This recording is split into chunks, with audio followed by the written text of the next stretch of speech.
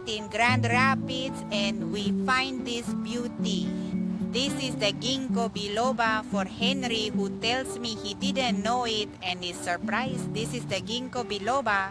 Look at its little leaves, its botanical features, and then here are its little fruits. Now, this is amazing.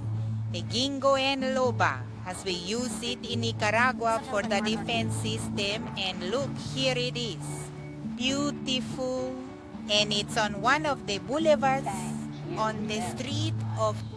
Its leaves are used to strengthen the immune system for memory, for use. Also, a plant highly recommended for Dr. Peralta, Dr. Santos, and we're going to bring him his 5 bilobas.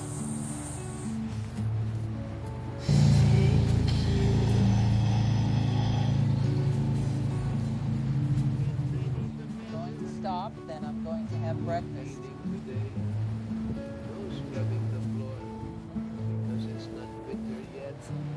Oh, what a beauty, what a beauty. Thank you very much. Oh, thank you.